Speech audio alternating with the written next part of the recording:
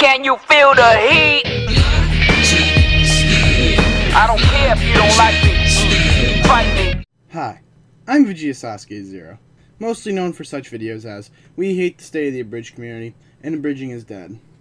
Now, before people get all twisted and bent out of shape, I play a character in those videos. What I'm going to do here is explain something about a topic that I feel very strong about, and that is abridging. Now, if you guys aren't ready for this video, you should probably turn off now, because this video is a very raw video, and I think you guys should be ready for my opinions.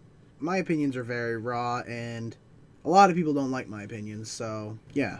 I feel like abridging is somewhat of a curse right now. With Team 4-Star, it became about a brand, and it really wasn't helping out the smaller guys until, their recent abridging contest. And about helping out the littler guys, I feel the Abridge Wiki did it in its own way. It made it much easier to find them with pages dedicated to their project, when people actually tagged it properly and put a lot of information about it. Now, with HBI2K, it felt that his series did help the smaller guys with his entire past gas competition, because the anime he parodied itself was about the small stuff. Nobody had really heard about Gantz beforehand, and yes, despite Team 4-Star attempting to do the same thing, I feel it's a bit late for that, considering the lifespan of abridging has rather dwindled. More people watch them than actually take part. I mean, my purpose for saying that is, abridging is a curse mainly due to how much stress one can go through for whatever reasons. It's mainly due to the fact that once you garner a fan base, it becomes harder to maintain. I, for one, have felt like that with a lot of the issues because, I even had the issue where I made my own enemies because of the things I've said in the past. And I apologize for that, because I've been in a dark place before. And in some cases, I still am. But that isn't the point. This isn't about me. This isn't about depression. This isn't time to go into detail about myself or any of the real things that I've done, because we've made previous videos about that. We don't need to go into that again. Abridging can be very time consuming and stressful. It can be aggravating, and when it comes down to it, this type of thing puts a lot of stress on people. The stress of it being, if you're going to get your lines from people, are you going to end up abandoning a position that have been, just dedicated to in the past, but no longer find that spot good enough? Sometimes the fan base can take you for granted. I know firsthand, and it's a pain, it's a bother. Some people decide to keep a series up for the fan base, which sometimes I feel that's what Team 4-Star tends to do, as well as just the fact that they can profit off it. But I mean, what happens when the series is done and they want to quit, or maybe they want to just decide to end it? Will the fan base torture them into it again, or will they all abandon the idea of abridged altogether? Because I know Team 4-Star can't keep it up forever, though they have been doing it for quite a long time. Just like how Metallica is, or the Rolling Stones, or, Aerosmith, Kiss, all those old bands that are, on their last legs. Eventually, people will get tired of them, and they will put out some stuff that people don't like. How I see this is being that once you get too old to do something, eventually that is it. You reach your peak. But who knows? That is the one thing that just nobody can tell yet. That abridging is a sure thing. I don't see it that way. We don't know if it'll continue, but how are we supposed to continue if we don't hand it off to the new generation? How do we know there will be a fan base in future years? Or will abridging fade from existence?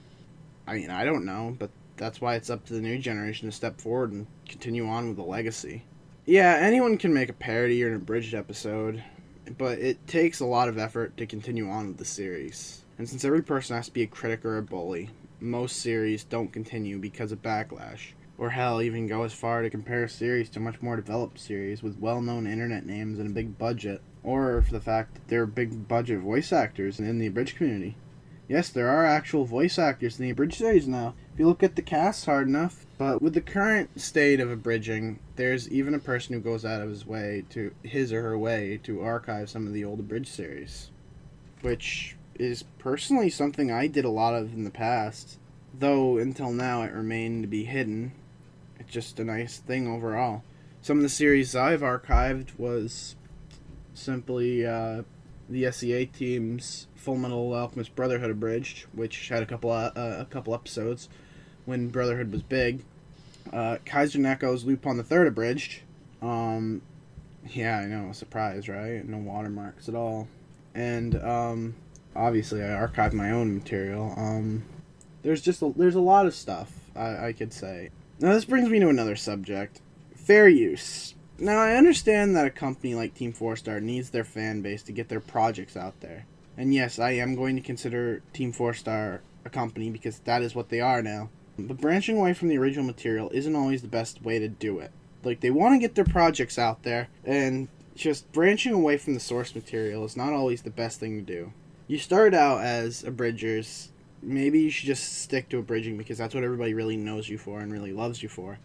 Yes, I know people love you for your side projects, but sometimes it can get overwhelming when you got all the stuff to do, and it is a lot of work. Though I guess it's different when money's involved, right, guys? A side note, Little Karibo seemed to be a bit bitter in his own way that people have forgotten what it really means to be an abridger, and a lot of people have gotten over the entire subject of Abridged series, aside from Dragon Ball Z Abridged. I think Team 4-Star is jumping on the bandwagon with Let's Playing because it's a phase, and it has taken over the internet. Takahata called out Darkside Phil. Some people call it a coincidence. I don't think so. And why do I still, quote-unquote, complain about it? Well, it's simple, because it's still a troubling topic, because people are still getting money from something, and they're still claiming non-profit. People are still being misinformed. Which begins my next point. Should fair use even be considered? If the content creator is saying one thing, but doing the opposite, look at it like that. Team 4-Star are on a network. We've kind of already established that. They may not be gaining money from the episodes itself, yet they're releasing shirts with character designs based on the source material that they did not create. I understand if it's fan art for the most part, but most of this looks exactly like it's exactly like bootlegging. You can't say that that's right. I don't think that's right personally, but it's like looking at bootlegs and selling it in like the dollar store or something. They're still making money from it for cheap, but it's still not really right. The original content creators, like, Akira Toriyama's not getting money from this. He's just getting publicity. This is something that's in the darker area because they're selling something based on the non-profit material. And that brings us to YouTube. Yes, I feel that YouTube has been fucking up over a lot of the recent years, and I think that's a big problem. I don't feel that Team 4-Star or anyone making any kind of money off of non-profit parodies should have any slack taken off them. Also, for those who have been around since the beginning of the abridging craze, like myself, how many of you remember when Lampetor needed people to pay for an episode of Yu Yu Hakusho Abridged? Don't remember? Well, that was when he needed a new computer in order to get an episode finished. And I could probably tell you back then, he was tired of making episodes for sure. But because he was desperate and didn't have the time, effort, or patience to get one, he relied on his fan base. But even so, who really knows what that money went towards? Yes, I am pointing out that he could have been pocketing the money. We'll never know, but I mean, it's a small tidbit of information that people who forget that.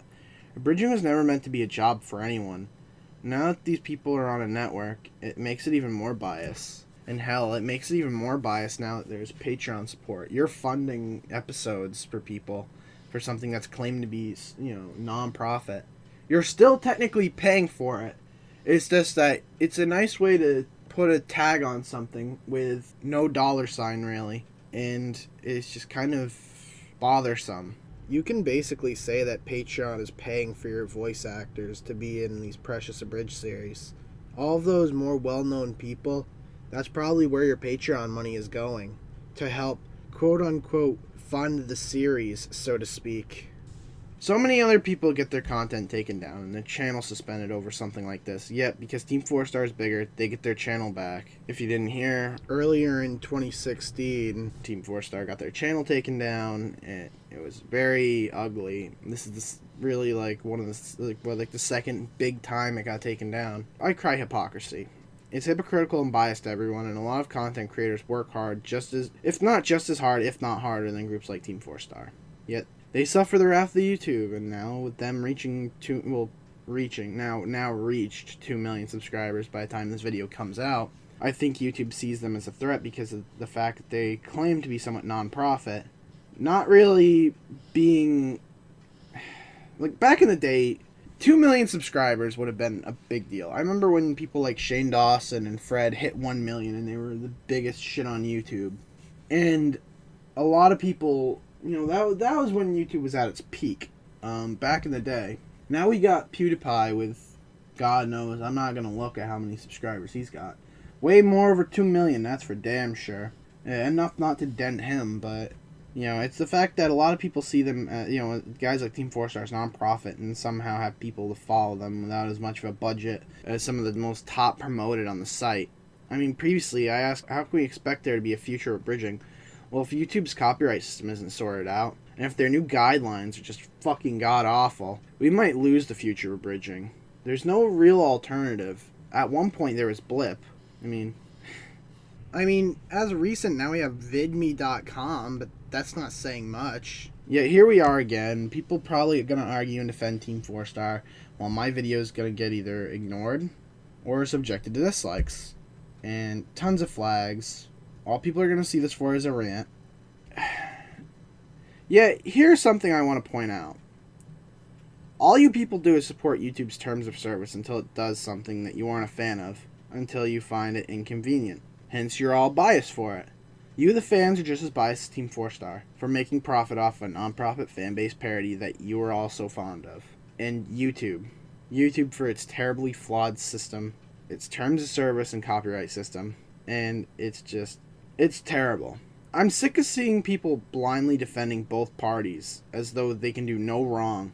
Well, look, YouTube's been doing wrong for years, and Team 4 Star's been doing their own type of wrong for years as well. Yes, they may produce as much good content as some of your other favorite YouTubers, but they're by no means an innocent group that you expect them to be. The sooner everyone understands, the better we can all just move on with the subject. If YouTube ends up fixing this, who am I to blame? I might thank people like Team 4 Star for it because of the fact that they speak their minds. But I guess for now, all we have to do is wait and see where things go from this point. Just remember, funding Team 4 Star is like funding terrorism. Do you really want to be funding entertainment terrorism? Just remember, if you want something done right, maybe it's best to do it yourself. Start your own series and see how far you can go. And that's why this video is titled the way it is. Let's make Abridging great again, guys and gals. That's why we made We Hate the State of the Abridged Community and Abridging is Dead all those years ago. It wasn't to target out people. It's because we wanted new people to come in. We wanted to build upon that. We wanted to pretty much fix what was broken. Same with the YouTube system. We wanted to fix what was broken, which is why now we're trying to rise people up. We're trying to get people to go out and, you know, be energetic and make a series. Be proud of what you have. Anyways, I hope my video has helped spread some messages across. Remember to rate, comment, favorite, subscribe. Do those things that really you should be doing. Maybe I'll make another video like this in the future. I hope this has helped some people.